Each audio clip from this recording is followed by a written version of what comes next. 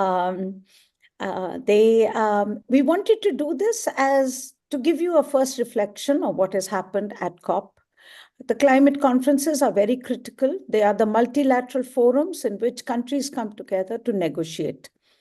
CSE's entire team was there to track negotiations. And this is very important for me to stress to you, because most for us, the climate conferences are about the decisions that government will take in the common interests of us all. We know climate negotiations are an existential threat. We know that we need to do something absolutely critical and urgent to be able to move towards combating emissions.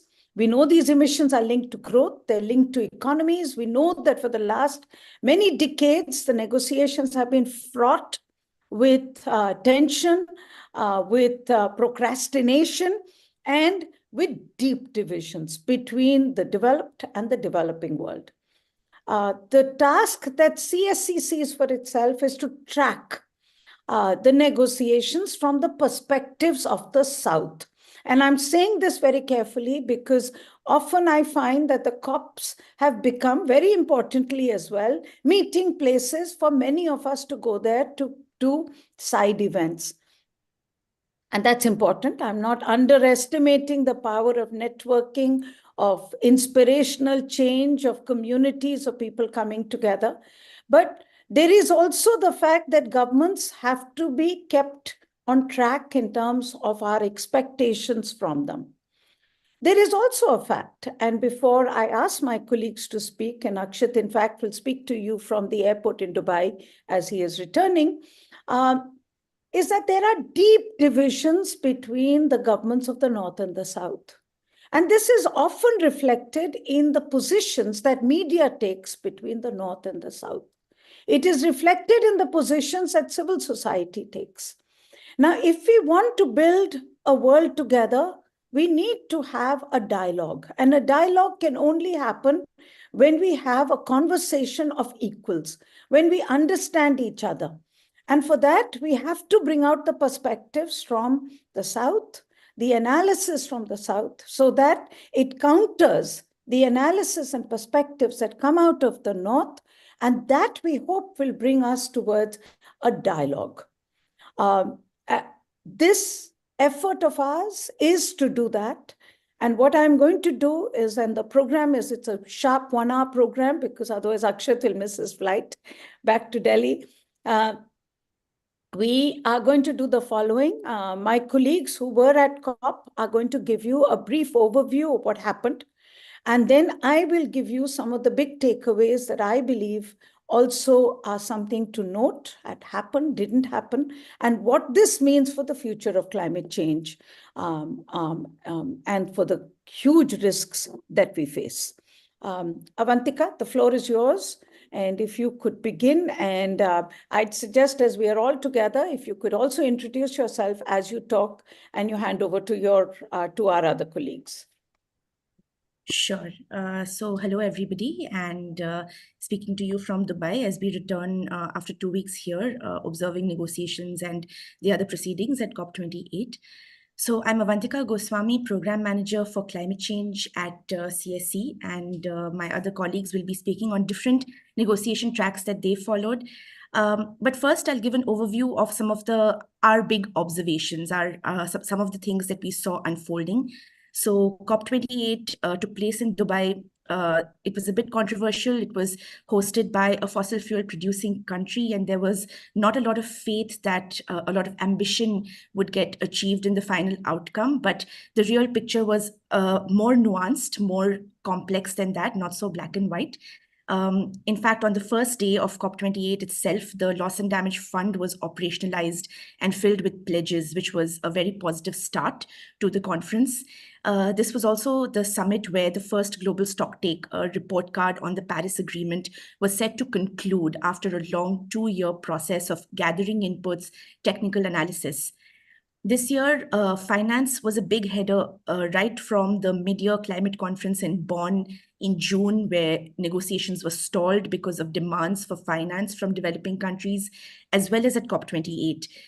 It featured prominently in negotiations across adaptation, loss and damage, the new collective quantified finance goal.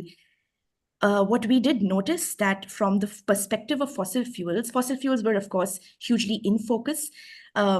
We noticed a trend where there was an emphasis on coal, which is definitely the most polluting fossil fuel, but it is one on which many developing economies are still dependent for lack of other affordable options. So we did notice developed countries singled out coal, and there was scarce mention of oil and gas across the conference, which definitely was concerning.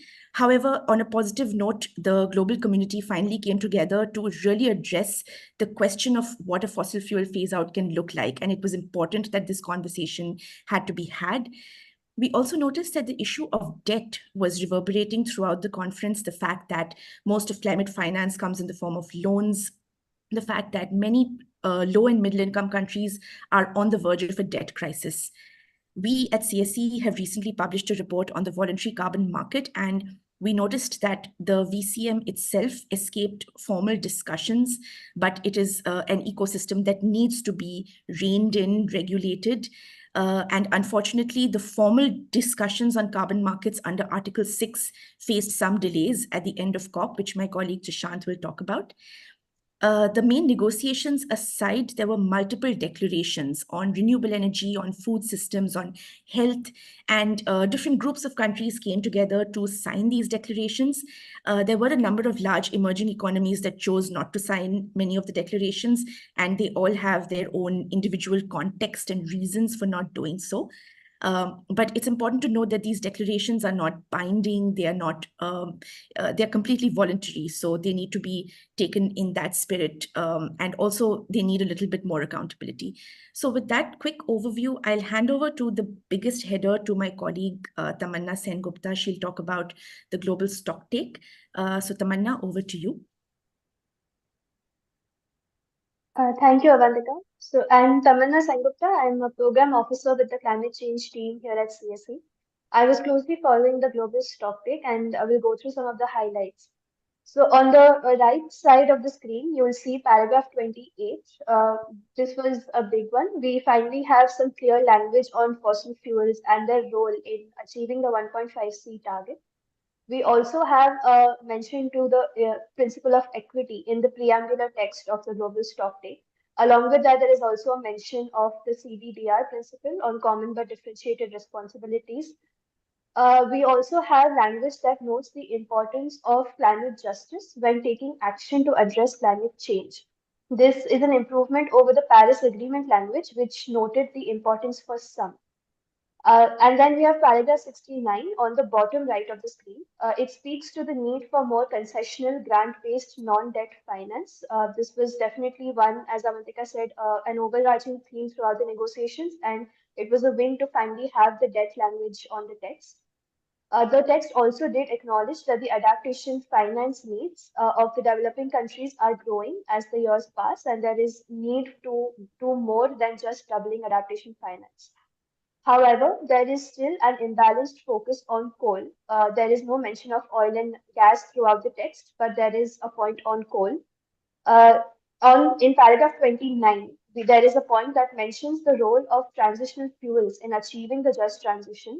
This alludes to the use of natural gas and could potentially provide a loophole for oil and gas dependent countries to continue using it over the coming years. Additionally, although equity is mentioned in the preamble, throughout the rest of the text, there is no clarity on how we operationalize it, particularly in the context of the transition from fossil fuels. For example, there are no differentiated timelines to the fossil fuel phase out, no specifics on who gets to use it in the long term, in the medium term, the short term, and also who must transition first. In the same vein, an earlier version of the text, it had language specifying the obligation of developed countries to provide finance to developing countries in order to help them meet their targets. This language specification has now been removed. And along with that, there is no clear differentiation between developed and developing countries to specify who is more responsible under historical obligation.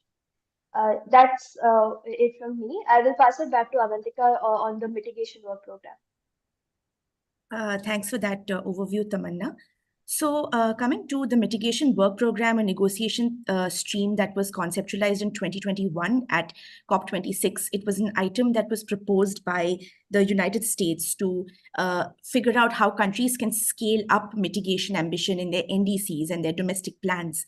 This particular work program has gone through a lot of controversy and a lot of tense negotiations because developing countries have not wanted more pressure on them to scale up mitigation ambition over and above the NDCs that have already been set.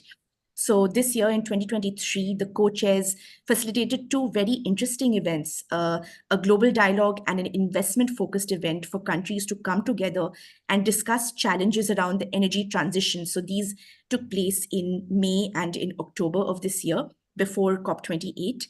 At COP28, however, we noticed that there was very little progress being achieved. The discussions were extremely procedural, and it almost felt like parties were stalling making progress on discussions on mitigation ambition. In fact, the final text only acknowledges various procedural items and talks about more global dialogues next year, more supplementary discussions. And there's two reasons for this. This is at least my assessment. The first was they did not want to prejudge the outcome of the global stocktake. The second is the general atmosphere of mistrust among parties regarding who will bear the mitigation burden. There are geopolitical undercurrents that underpin the mitigation work program, where developing countries feel that climate talks have always focused too much on mitigation, and the Paris Agreement actually watered down the differentiated burden sharing aspect. So as a result, whenever asked to scale up mitigation ambition, the statements from developing countries have talked about how the mitigation work program must be non-prescriptive, non-punitive, and should add no new sectoral targets. We saw this being reflected somewhat parallelly in the global stocktake. The discussions behind the scenes told us that developing countries were asking for differentiation of timelines and finance with respect to fossil fuel phase out, which comes under the mitigation header. But developed countries responded to this in a very unconstructive way. And it was almost the narrative was being built that developing countries are blocking ambition just because they're asking for differentiation and finance.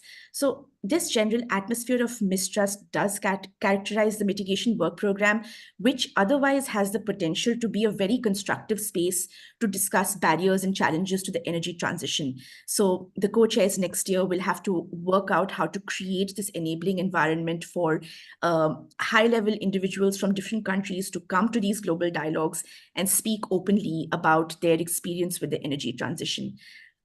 So that's an overview of the mitigation work program from my side. I'm now going to hand over to my colleague Trishant, who will talk about what he observed on Article 6, flexible mechanisms. Thank you, Avantika. At the outset, I would like to state that Article 6 market-based mechanisms did not have an outcome. Negotiators could not agree on the text in consideration for market-based approaches, both in Article 6.2 and 6.4 of the Paris Agreement.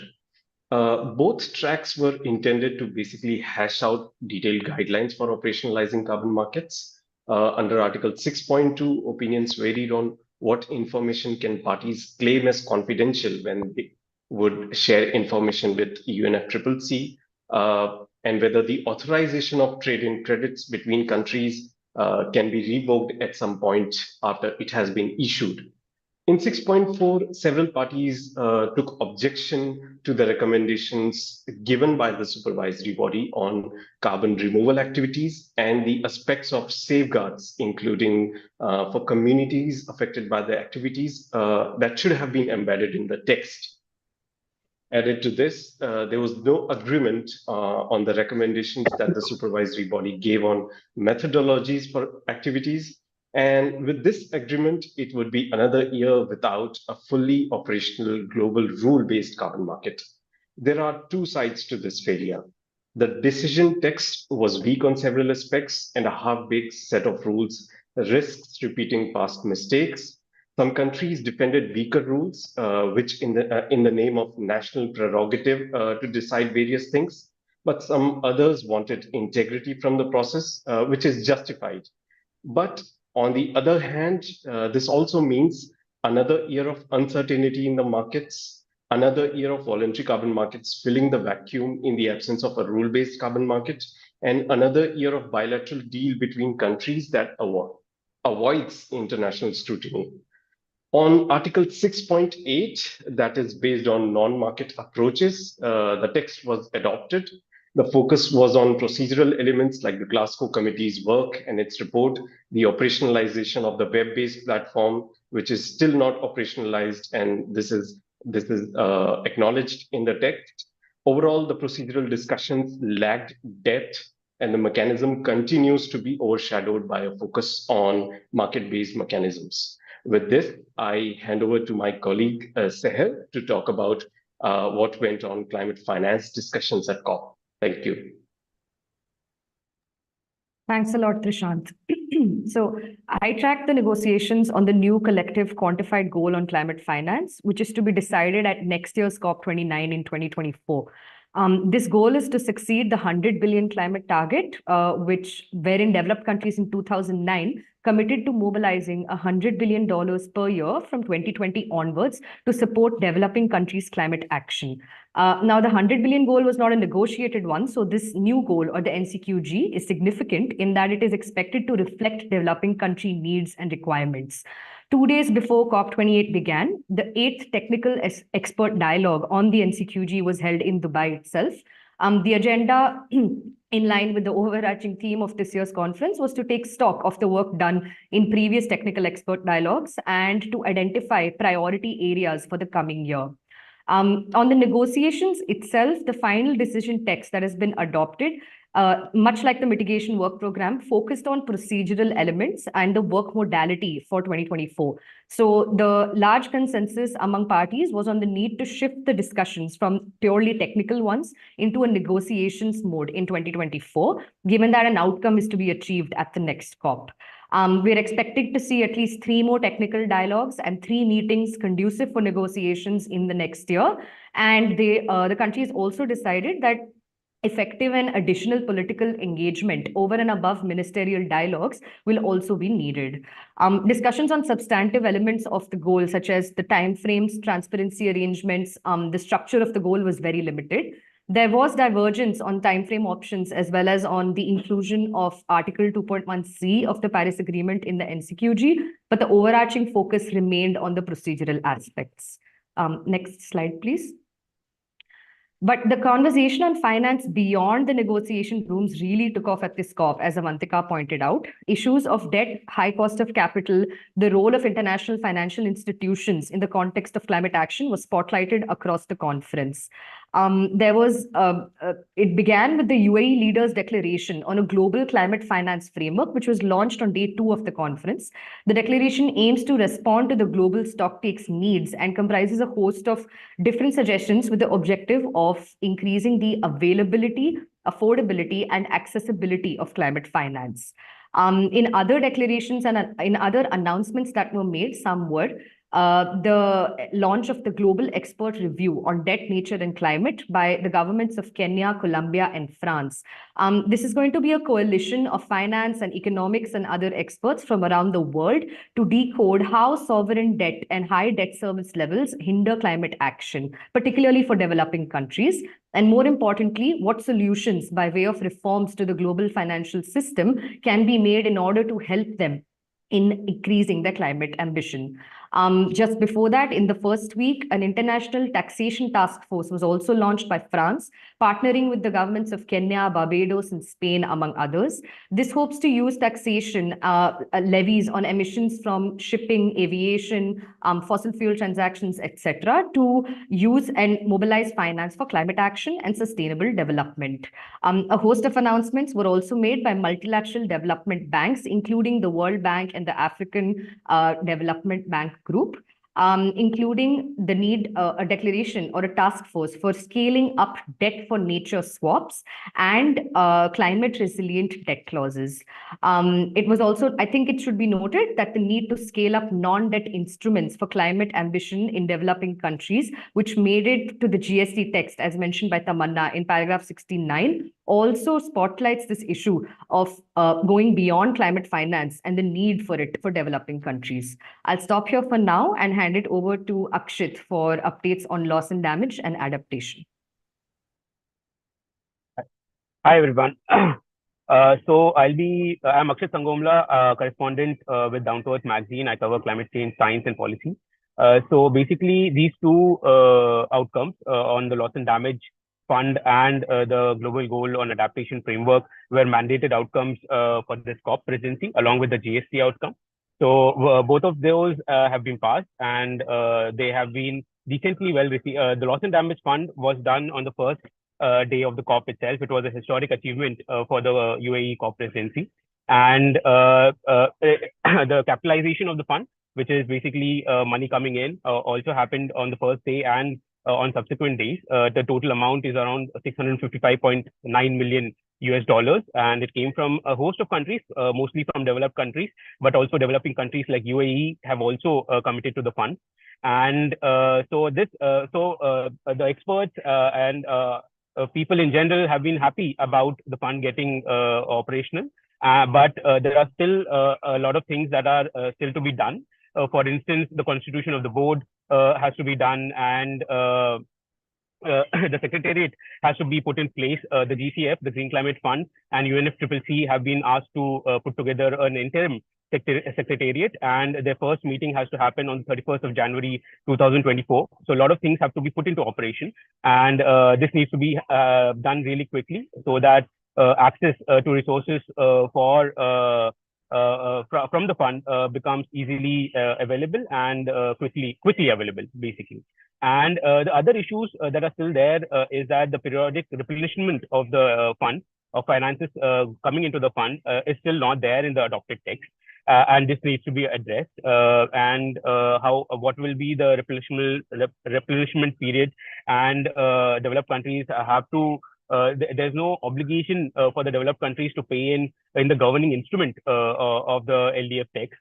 So that is also a cause of concern. There is still scare among experts about how the World Bank is going to go about putting this entire thing into operation, the loss and damage fund. But now that it is already there for 4 years, only once the World Bank becomes involved and starts working, only then we'll know how it's going about and what concerns will come up. So that's about the loss and damage fund. On the global goal on adaptation, the framework has been adopted, and for some of the developing countries, such as the African group of negotiators, this was a very crucial outcome. In fact, till the last day, just before the last day, they had been saying in their press conferences that without a robust outcome on the GGA framework, they wouldn't be agreeing on any of the other agenda items, including the GSP. So the GGA framework was a big thing for them because adaptation in Africa is a major problem. So, but the adopted text has some hits and misses. The major misses are the absence of equity, of the principles of equity and CBDR, and there's no financial target that has been put into the framework. So the GGA framework has a list of targets, some of them are thematic targets around health, food security, water security, and about ecosystems restoration, and also about poverty. So all these thematic targets are there, but there's no specificity in these thematic targets. There is a time frame in which these targets have to be achieved, but what exactly has to be achieved is not very clear in the text. Then there are dimensional targets or specific targets. These are around the adaptation cycle. The adaptation cycle is basically consists of 4 parts. First is risk assessment and vulnerability assessment that the countries have to do as part of their national adaptation plans. The next is basically planning around these risk assessments and vulnerability assessments. After that, it is basically implementing whatever planning is done, and then monitoring and evaluation of this entire process. So for countries to be able to do and achieve these targets which have been set for 2025 and 2030, they have to also have means of implementation. For instance, they have to have finance, they have to have technology, they have to have capacity building to be able to achieve these targets. But this financial target, which many countries have been asked, were asking for throughout the COP process, throughout the negotiations, has not been put into the text. The other ask in terms of finance was about the adaptation finance gap, which the adaptation finance gap report earlier in November by the United Nations Environment Program had highlighted. It had highlighted that it is much higher than what was previously known. So they wanted that into the text. There is a weak language paragraph about that closing the adaptation finance gap, but it says seek to close the adaptation finance gap. In an earlier text, it had said committed to, but that was changed at the last moment to seek. So in what is going to be in the future, there's going to be a 2-year work program still deciding on metrics and indicators for measuring progress of achieving all these GGA thematic and dimensional targets. This had to be done in this framework itself, but it couldn't be finished in the 8 workshops that were conducted. So there are going to be workshops in the next 2 years, and we don't know which organization, which institution will be called up for deciding this, but IPCC may be one of the organizations. So without clear provision of means of implementation, it's going to be difficult for developing countries to basically get to achieve these targets in the GGA framework, and it remains to be seen how it happens. So now I'll hand over to my colleague Anumita Roy Chaudhary to talk about updates on cities and mobility. Thank you, Akshay. So this time, across the conference, there was considerable focus on cities, and especially on the need for multi-level action, including built environment, transport, waste. Clearly, the whole agenda was that how do you cut urban emissions, which is expected to be about 67 to 72% of global emissions if we take into account the consumption-related emissions. But what is very interesting is that today there's so much of conversation around GST and the clear outcome from that one very important outcome from the GST process itself is the specific provision on the on-road transport, which is very interesting. And it is actually asking for accelerated reduction in emissions from road transport and talking about a range of pathways, including development of infrastructure and rapid electrification and low emission vehicles. And this is important in a document that has been negotiated by parties. And now, if we combine this with yet another provision in GST itself, that is phasing out of inefficient fossil fuel subsidy that do not address energy poverty and just transition, that can have significant implications for personal vehicle usage globally and locally. So recognition of this in the GST is important, as transport in the urban setting especially is now among the hard-to-abate sectors. And this is an opportunity to drive the much-needed domestic and global action on transport. But yes, looking at it from the North versus South debate, it is only road transport that figures in GST today, not shipping and aviation, which is a bigger burden on developed North. Now, the other big streams of thoughts that emerged across the conference, and as Avantika mentioned, a lot of initiatives and declarations that were announced. Now, a lot of them related to built environment, buildings, cooling, and linking health with climate. And we know that these are not binding, but these have been signed by many governments. Now, looking at them, some of the key takeaways. So one, good to see the focus on cooling sector, and its emissions is expected to double by 2050. But what we find that not many countries have really actually signed. So in this case, about 60 countries who have signed onto the pledge and committing to reduce the climate impact of the cooling sector. and asking for building energy codes, looking at passive cooling, urban design to reduce cooling load, etc. So all the right principles are kind of included in it. But this is one conversation that is building up, and we hope that this is going to influence the future conversation. But also interesting is that governments and industry coming together. And this time we saw an announcement of yet another initiative called Buildings Breakthrough.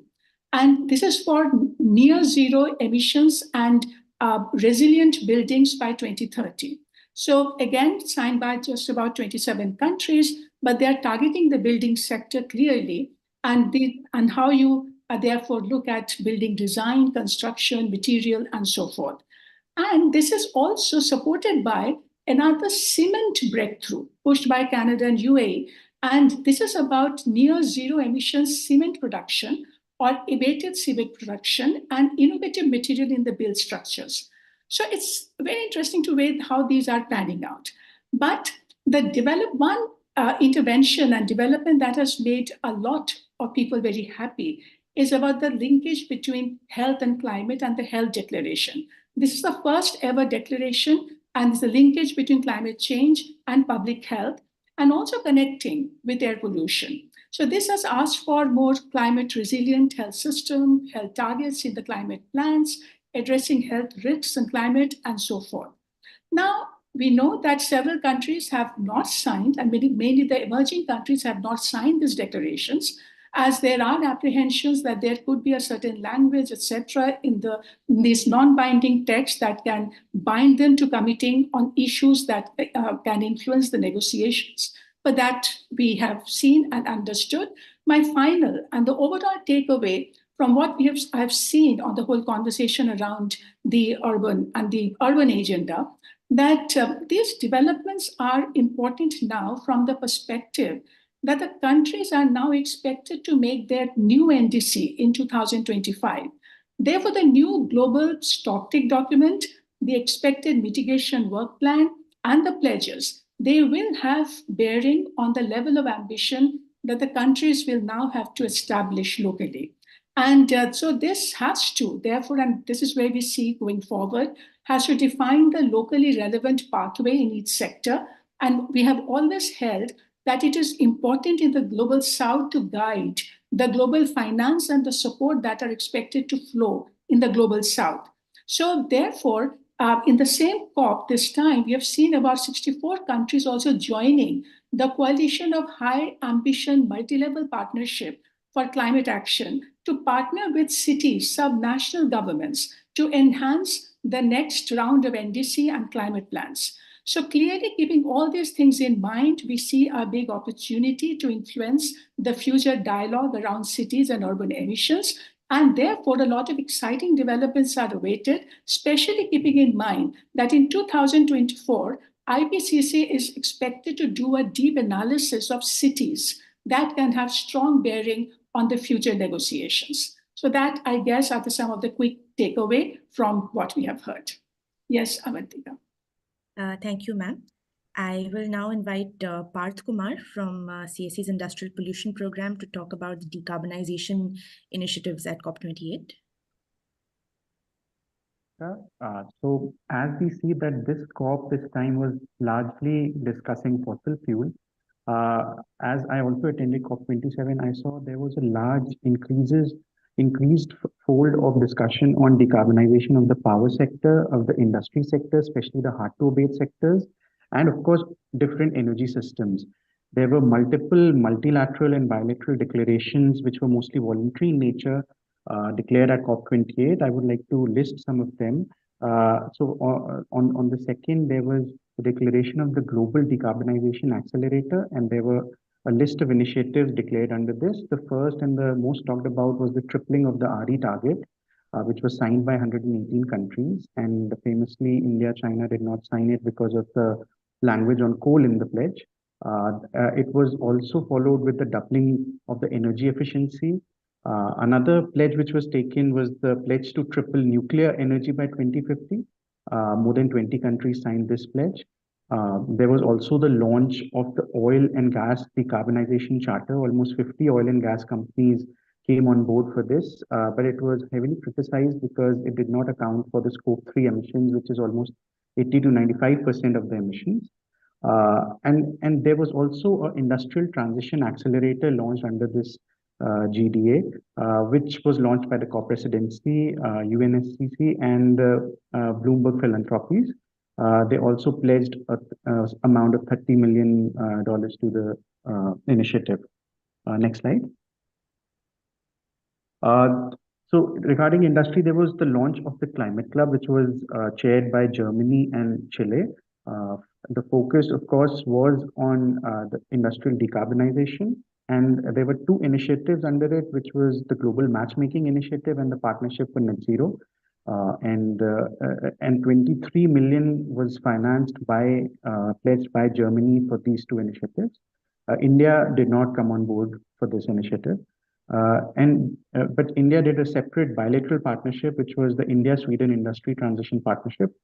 This was declared as the leadership group for industry transition, which is Lead IT 2.0.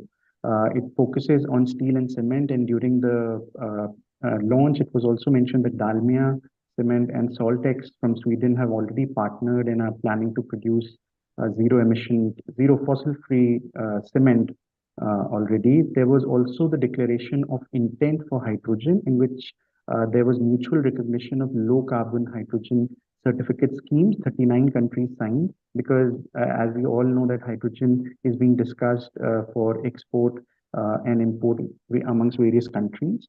Also, there was the Global Green Procurement Pledge, which was a part of the Industrial Deep Decarbonization Initiative by UNIDO, and it focused on creating demand for near and zero emission steel and cement. When you look at the paragraph 28, there were words like phase down of unabated coal power, low carbon fuels, low emission technologies, abatement technologies, and even transition fuels used. It is interesting that all of these are unaffordable currently for developing countries. And a lot of work still needs to be done on the ground for low emission technologies or abatement technologies like CCUS and hydrogen. So, I mean, it's great that there is a lot of discussion around industry, clean technology, cleaner fuel, and cleaner power. But without a good financing support and technology support from the West, it will be very tough for the developing countries to take this stride. That will be all from my side. Thank you. So that's the end of our overview of COP28's initiatives. And I'll hand the mic back to Sunita ma'am now to give her overall assessment and closing comments. So what I'd suggest, Avantika, we have a few questions. Let's answer those. And then I can wrap up. We've done well on time. So let's take a few minutes on the questions that we have. Now, the first question is a very simple question, but I think it's important to explain the difference between coal and unabated coal. Parth, can you take this very quickly and explain this? Yeah. So basically, unabated coal is abated coal power would be in which at the end you would capture the carbon and not let it freely out in the atmosphere. And unabated coal, of course, is where there is no capturing of the carbon post generation of power. So, but to be true, there still needs to be a very clear definition that needs to be put out on abatement. And there is something in the IPCC report as well, but I think there is still a lot of debate on the definition of unabated and abated coal power or any sort of power. And can you take the other question also in terms of what do you mean by hard to abate industrial sectors? So hard to abate industrial sectors are basically sectors which are very dependent on carbon intensive fuels or carbon intensive raw materials like steel, cement.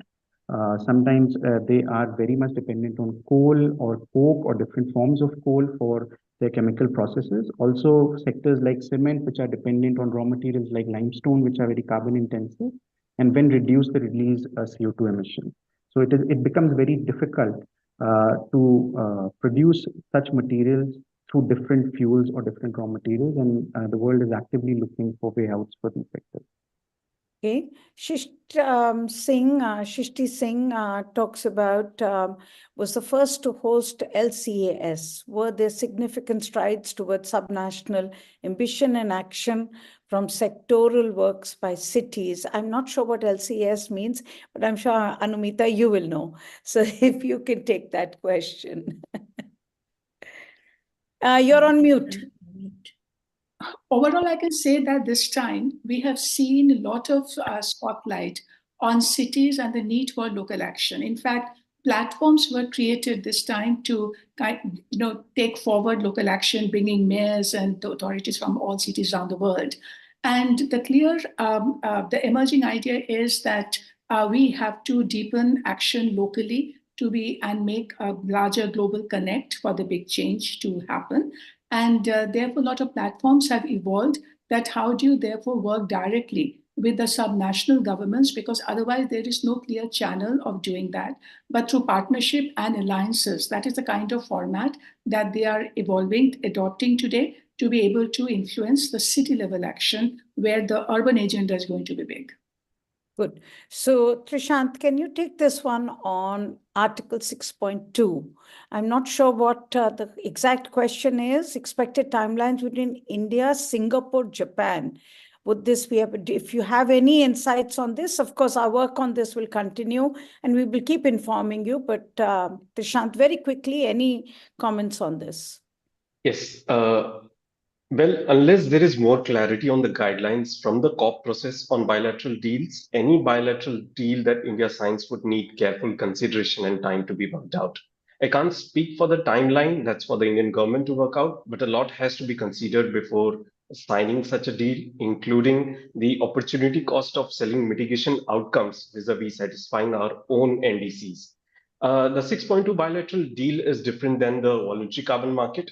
They would likely coexist. Ideally, under 6.2, countries have to maintain national registries. For India, therefore, it is likely that the same registry would be used for 6.2 as well as the Indian carbon market. But that is still being worked out. The picture is not quite clear. Okay. Let me take the question on by Puneet on the issue of why UAE hosting is not seen positively, and the question of oil and gas lobby. Now, I think this is where, in some senses, we have to have a much more nuanced discussion. It is very easy to talk about the oil and gas lobby and the fact that it was hosted by UAE. But the fact is, when it was hosted in Glasgow as well, the UK is a very major player when it comes to the oil and gas sector. When it is hosted when we talk about the oil and gas industry, we have to understand that this is a very major part of the problem, and it needs to be on the table to discuss solutions. And that is something that I think we have tended to believe that we can just demonize them and just hope that they will go away. Now, it's also very interesting for me that when we demonize them, we tend to also look at it more from the Saudis and the UAE perspective. And I don't hear enough about the fact that the US today is the world's largest ever in history producer of oil and has overtaken Qatar in the export of gas. And I think that's the issue that I hope when we discuss oil and gas that we will talk about. I say this because I read the Western media very carefully, and I find that these facts are very much papered over, very much sort of, never discussed when we discuss the issues of oil and gas, and we talk about Saudis, UAE, and all of us. I mean, we all need oil and gas today. We're all addicted to it, and we need to get out of it, and we need to phase out fossil fuels. Okay. I have a few others that I can take for a few minutes. There was one I saw, Sukanya, in the loss. There's one on circular economy. Anumita, would you like to quickly take that, but very, very quickly? So this time on all urban issues, the circular economy issue came up in a very big way. Especially, we have seen a lot of discussion around waste and methane pledge. And the central focus of all that was as part of solution that how do you promote circularity and how do you bring and make waste management central to that. So that, I think, was a defining factor, and which I hope will inform the roadmap in future. No, it was also good to see the issue of circularity in the GST Lot of text. attention. Yeah. So it's in the text as well. And I think this is an important thing for countries of the South, which need affordable ways of being able to do pollution management, resource efficient environmental management, because that's the only way for us to move ahead. Anumita, I would suggest that you have a few direct questions to you, asking for your email. Please put it in the chat so that people get that. I am trying to move ahead with, there was one on loss and damage, which I thought we should reply to, which would be, yes. Yeah, Any it's a clarity question. on how loss and damage funds can be accessed by developing country? And from what we know, whether they are useful for funding relief, recovery efforts, post-climate change linked disasters. So who would like to take that? And then I can also add to it. Akshat, would you like to take the loss and damage question? Yes. So currently, countries can access the loss and damage fund, but we don't know the exact modalities of how that is going to happen, because the board has to be set up, the secretariat has to be set up, and only then the modalities will be clearer, because a lot of these things are very vague right now in the text. So that is why everybody is waiting for the board to be set up and for their first meeting, so that it can, so that the LDF, the loss and damage fund, can be operationalized. So that is where we stand right now. So only when these things happen and the meetings of these boards, the first meeting of the board basically happens, and then we'll know how exactly access can happen. But all developing countries currently are eligible to access the loss and damage fund. And also the other part of the question was about I think other that's funds. fine. Yeah. I think that's fine, Akshat. We will keep informing. I mean, that's as much as we know right Sure. now. Please, I just want to quickly move. I'm looking Sure, at the clock. There are two more questions that I will take, and then I will continue. So what is the overall take for India from this meet? Let me come back to this as I give you a wrap up. Subrat Chakravarti has asked about the issue of friction points in Article 6.2 and 6.4, that there were disagreements on key issues.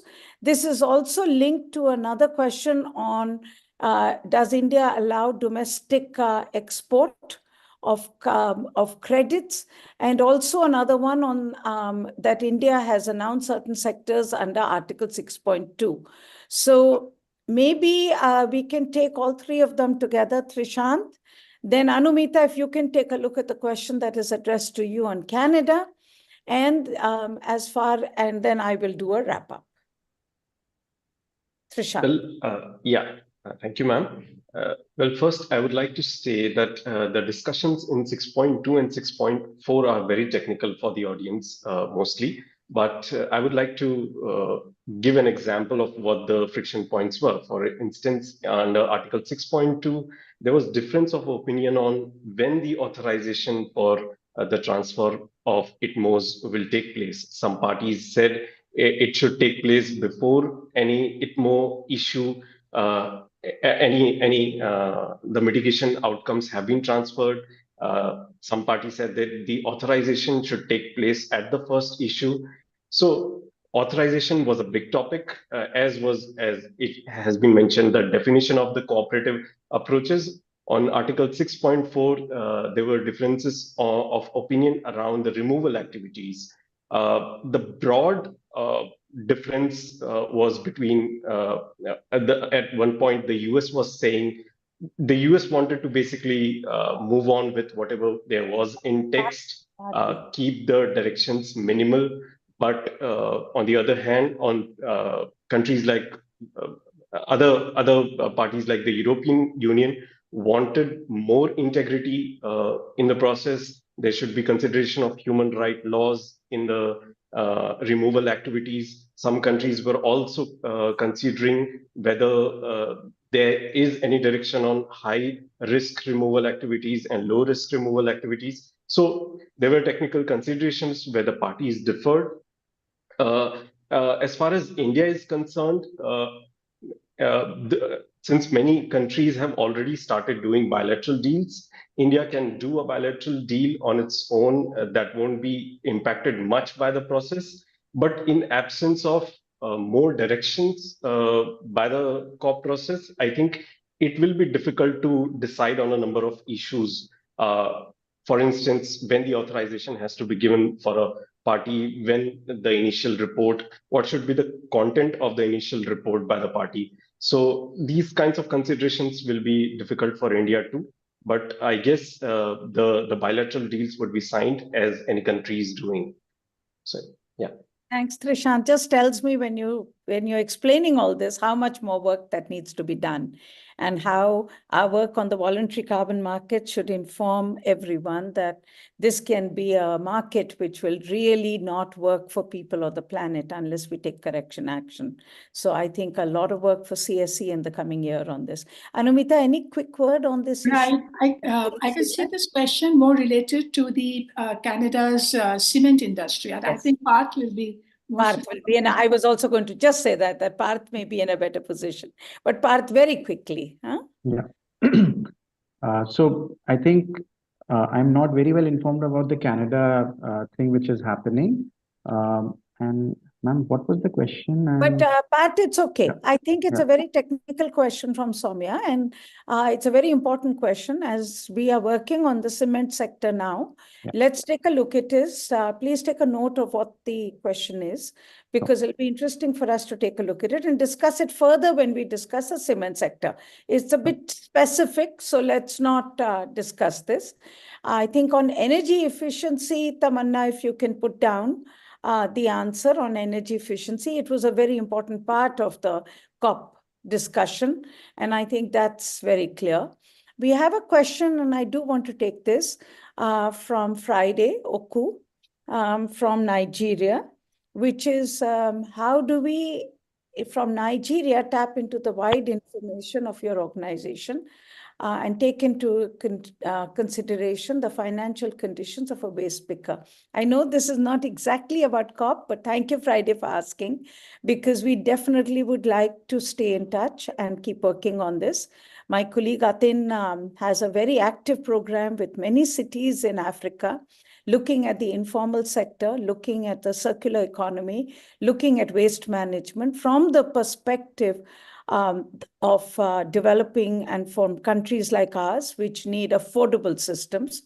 And so please stay in touch with us, and we will definitely keep you in the loop as this work proceeds. This is going to be a very important part of the work we do on the ground, because at the end of the day, and that's really where, if I may start wrapping up, that is really where the big question of COP, and I think the big energy of COP is today. That today the energy of COP and what we saw in Dubai is fueled by the enormous urgency of the climate change crisis. We can see that people and countries are extremely worried of the extreme weather events that are happening in our world. We felt this in terms of the words from every government in the world. Whatever their posturing outside and whatever their efforts to score brownie points, and I'm particularly talking about some of the largest polluters in the world like the US and EU, but I think we all recognize the fact, and I think that is something that is important to take note of, that COP this year in Dubai has come at a time when the world is acutely and painfully aware of the dangers of climate change. It understands the impacts on the very poor in the world, and it also understands the fact that steps taken till now have not measured up in terms of the expectations of countries of the South, have not measured up in terms of the scale of action and the transformation that is required. And also that this scale of transformation is only possible if we have equity and climate justice. And the fact of the matter is that our part of the world needs finances to reinvent growth without pollution. And that is something that I think for the first time, and I've been to many COPs, I think there was a sense of both urgency, a sense of the crisis, and also, in spite of the deep divisions between the North and the South, the inconvenient truth that we have to collaborate, that we have to come together, that was absolutely known. It was known in all the conversations. So from my reading of this COP, I believe this COP is a move ahead. This COP is a move ahead in terms of changing the narratives and in terms of building and this I will say very carefully, because I think it is in terms of building the confidence, repairing the distrust between the South and the North. Not gone far enough, but it's a step ahead.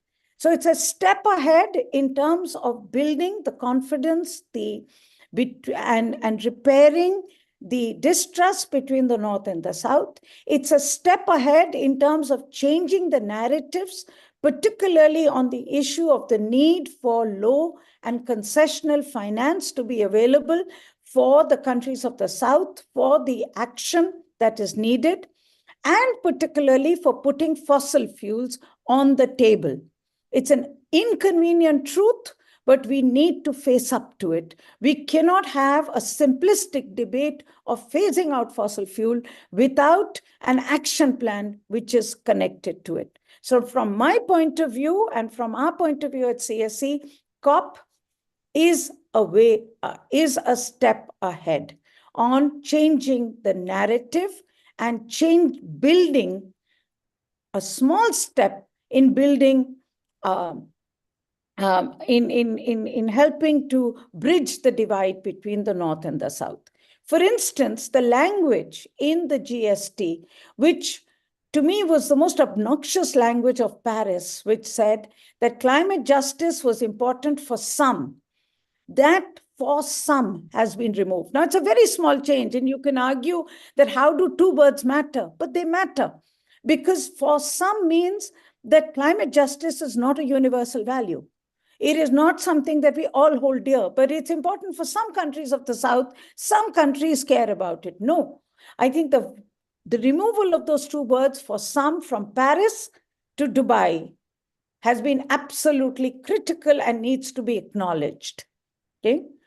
Now, where then do we need to move ahead? Where are we in terms of the COP and what are our expectations as we move ahead? One, I think now that we have faced up to the truth of the need for enhanced finance, we have given figures of the financial gap in adaptation, in mitigation in the GST text. We have also noted the fact that finance cannot come by putting an additional fiscal burden on the developing countries, make them more debt burdened. There is a clear need for this finance to be grant, low concessional, very important words. Now we need to operationalize this. This is now going to be the most critical steps going forward, because we cannot talk about climate finance. We need to talk about the quality of climate finance. Quantum and quality of climate finance is going to be key. The second, operationalization of the equity has to be in the area of fossil fuel. Now, I know my colleagues in the West will tell us that this is not good enough, the text is not good enough. Of course, it's not good enough. But the fact is, for the first time, you have fossil fuels in the draft, in the final GST text. Now, where is it not good enough from our point of view? Let me make it very clear. One, it is not good enough in the fact that we have not specified how will equity get operationalized in the use of the remaining budget of fossil fuels in the world. So not only do fossil fuels have to be phased out, the word, of course, right now is to make a transition away from fossil fuels In our view, they need to be phased out based on the available science. That available science tells us that there is a quota of fossil fuels available, which is available within the 1.5 budget. The question then becomes who has the right to use it. And that should have been clarified in the text, that it is the onus of phasing out fossil fuels first lies in the countries of the developed North, which have overused their carbon budget, their share of the quota. Now, that is not clear. In fact, the word using the fact that you can, or that gas could be a transitional fuel may just allow the further use of gas in these countries which have overused their quota. Now, this then becomes the other question on coal.